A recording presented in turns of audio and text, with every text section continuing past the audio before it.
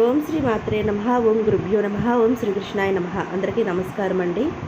విష్ణు పురాణం 7వ అధ్యాయంలోకి వచ్చాము. వీడియోలోకి వెళ్ళే ముందు మొదటిసారి మా ఛానల్ చూసినట్టయితే లైక్ చేయండి, షేర్ చేయండి, సబ్స్క్రైబ్ చేసుకొని పక్కన బెల్ ఐకాన్ ఉంటుంది, దాన్ని ట్యాప్ చేసి అలాంటి బటన్ క్లిక్ చేస్తే నేను చేసే ప్రతి వీడియో మీకు నోటిఫికేషన్గా వస్తుంది. ఇంకా ఆలస్యం చేయకుండా విష్ణు పురాణంలోకి వెళ్ళిపోదామండి. 7వ అధ్యాయం పౌండరిక వాసుదేవ కథ. బలదేవుని విక్రమం. కృష్ణుణ్ణి అనుకరిస్తూ పౌండరికుడు అనేవాడు అంటే పుండర దేశాధీశుడు విష్ణు చిహ్నాంకితమైన ప్రజలను మభ్యపెట్టమే కాక జరామృత్యుని కోల్పోయిన ఆ నటుడకు తానే ఇలవైల్పుగా అవతరించిన వాసుదేవుణ్ణని అహంకరించసాగాడు. అంతటితో ఆగగా కృష్ణుని దగ్గరకు ఒక దూతను పంపి, నీవేదో వాసుదేవుడు అని విర్రవీగుతున్నట్టున్నావు. అసలు వాసుదేవుడను నేను. ఇక్కడ ఉండగా ప్రజల్ని వస్తున్నట్టు ఉన్నావు. మర్యాదగా నీ చిహ్నాలు వదిలి నన్ను శరణు వేడుకో, నీవు బ్రతికిపోతావు, లేకుంటే బ్రతుకు మీద ఆశ వదులుకో అంటూ హెచ్చరించాడు. శ్రీకృష్ణుడు దూత పలుకులు విని నవ్వుకుని, ఓహో అలాగా, నీ సొంత చిహ్నాలు కనుకనే నీవు చేయజాలవు. నీ చక్రం నీ మీదనే విసురను. రేపు నీ పౌండరికపురం వస్తున్నా. ఎలాగూ వేషధారినని అన్నావు కదా, వేషంతోనే వస్తానులే. అజ్ఞానపూర్వకంగా నన్ను రమ్మన్నావు కనుక రాక తప్పదు. నీ మాట నీకే అప్పచెప్తాను, తప్పుతుందా అని ఆ దూతతో పంపేసి మరనాడే గరుత్మంతుడిని అధిరోహించి పౌండరిక నగరానికి వెళ్ళాడు కృష్ణుడు.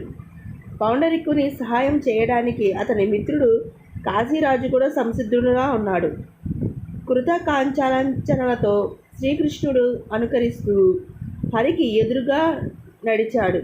పౌండరికుడు, నీవు కోరినట్లుగానే నా చిహ్నాలన్నీ విడిచి పెడుతున్నాను. ఇదిగో ఈ గరుడిని వదిలేశాను. ఇతడు నీ ధ్వజం మీదకి ఎక్కువగా ఈ గద వదిలేస్తున్నా. ఇది నీ గుండెలను ఒక్కలు చేయగా ఇప్పుడు ఈ చక్రాన్ని వదిలేస్తున్నాను. ఇది నీ రెండుగా చీల్చగాక అంటూ ఒకే ఒకటి పౌండరికుడు కోరిక విధంగా తన చిహ్నాలన్నిటినీ తన మీదకే ప్రయోగించాడు కృష్ణుడు. ఆ మాటలు మంత్రాలై వదిలిన ఆయుధాలే మరణశక్తులై నటుడ వాసుదేవుడిని మట్టుపెట్టాయి. చక్రాయుధం చేత రెండుగా చీల్చబడిన పౌండరికుడు నేలను కొరిగిన అతని సఖుడు కాశీరాజు శ్రీకృష్ణుడితో తలపట్టాడు. శ్రీహరి అతడిని ధనుర్బాణంతో ఒక దెబ్బతో నేల కూర్చాడు. ఒకే బాణంతో అతని శిరస్సును కాశీనగరం మధ్యలో పడేలా చేయగా నగర పౌరులు ఆ దృశ్యాన్ని చూసి నిష్ఠులయ్యారు. తదుపరి శ్రీకృష్ణుడు ద్వారకకు వెళ్ళి సుఖభోగాలను తేలియాడాడు. ఇక బలదేవుడి విక్రమం. శ్రీకృష్ణుడు చేసిన అసుర సంహారాన్ని గురించి చెప్పిన పరశురుడు బలరాముని పరాక్రమ వైభవాల గురించి కూడా చెప్పసాగాడు.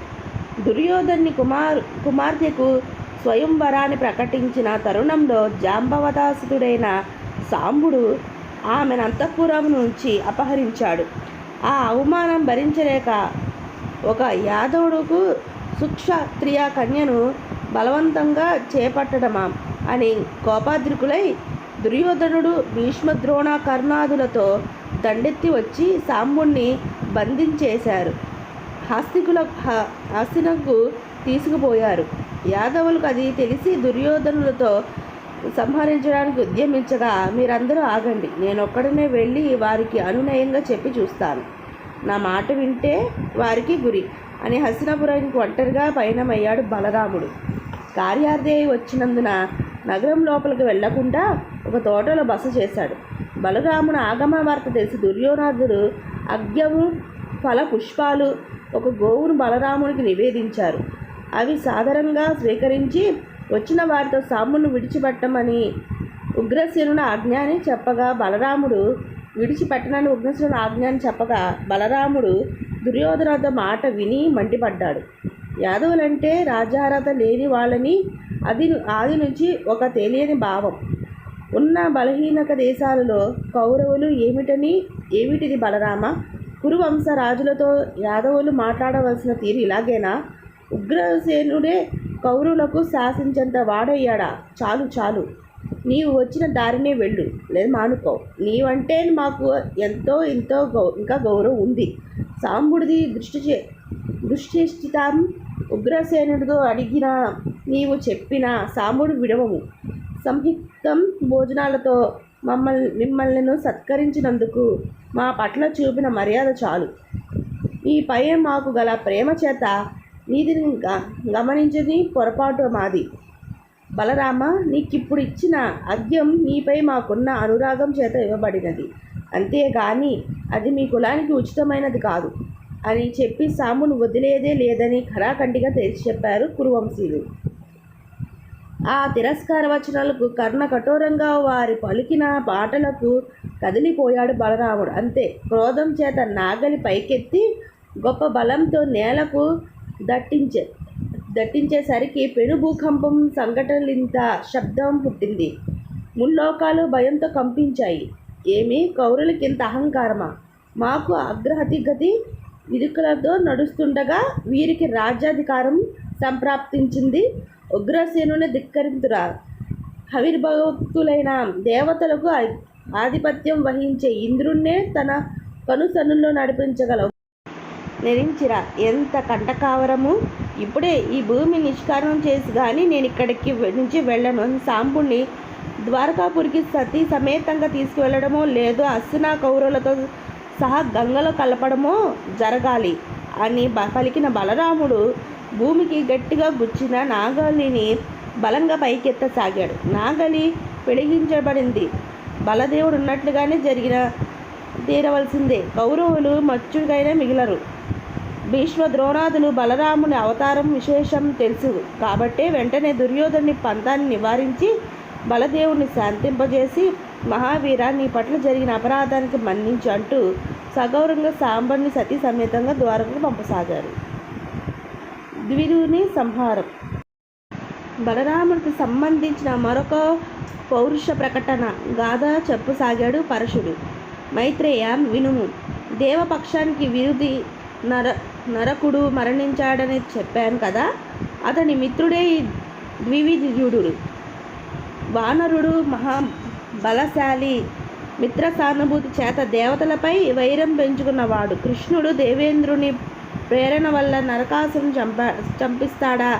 దీనికి తగిన ప్రతిక్రియ చేయక ఊరుకోను అని తలచి ద్వివిధుడు కనిపించిన యజ్ఞాలను ధ్వంసం చేయసాగాడు. సాధువులను, నరులను, తుదరు ప్రాణులను హింసించసాగాడు. గ్రామ పట్టణాల అనేక విచక్షణ లేక తగలపెట్టడం ప్రారంభించాడు.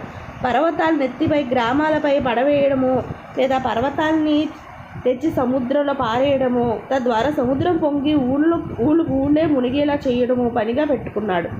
వాడి చేత దుఃఖితుడు కావడం లేదు.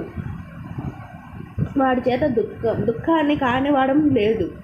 ఒకనొక శుభ సందర్భమున రైవతుని ఉద్యానవనంలో అతని భార్య రేవతి దేవితో కూడా బలరాముడు యథేచ్ఛ విహారాలు చేస్తూ మద్యపానం చేశాడు. అప్పుడు బలరాముడు ఇనుమడిపించిన సంతోషంతో పాటలు పాడుకుంటూ ఆనందిస్తున్నాడు. ఆ సమయంలో అక్కడికి చొరబడి దూకాడో గాని ద్వివిధుడు అనే వానరుడు అక్కడికి వచ్చిన బలరాముని ఆయుధాలైన నాగలి, రోకలి అందుకు కోతి చేష్టలు చేయడం, ఆ తరుణంలో వెక్కిరించడం, మద్యపానంతో నిండి ఉన్న కుండలను కూలదోయడం వంటివి చేశాడు.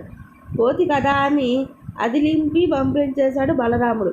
వాడు రాతిబండ విసిరగా బలరాముడు అప్పుడు గ్రహించినాడు, ఇది సాధారణమైన కోతి కాదు, కామరూపధరుడైన ఎవడో రాక్షసుడు చేష్టలివని తెలుసుకుని తన నాగలిని వాడి కింద పడేవేశాడు. అప్పుడు వానరుడు బలరాముణ్ణి ఉరుముకో రోకలితో కొట్టాడు. బలదేవుడు వాడిని నెడినెత్తి మీద దొరకబుచ్చుకొని గుప్పెడితో గుద్దుచున్నాడు. వాడు నేల కూలి రక్తం కక్కుకొని ప్రాణాలు విడిచాడు. వాడి శరీరం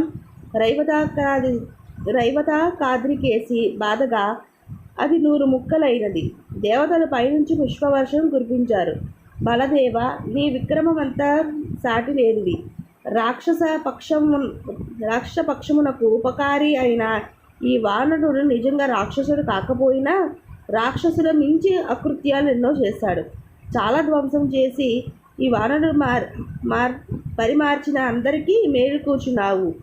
అని ప్రశంసించారు. ఈ ప్రకారం కృష్ణునితో పాటు బలరాముడు అసురులని హతమార్చి నిర్జీవం చేశాడు. భూభారాన్ని దించడంలో సోదరునికి సహకరించాడు. ఇట్లు శ్రీ మహావిష్ణు పురాణం 7వ అధ్యాయం సంపూర్ణం. ఈ వీడియో మీకు నచ్చితే లైక్ చేయండి, షేర్ చేయండి. అలాగే ఈ వీడియోపై ఎలాంటి కామెంట్స్ వచ్చినా మా కామెంట్ బాక్స్లో కామెంట్ చేయండి. అందరికీ ధన్యవాదాలు.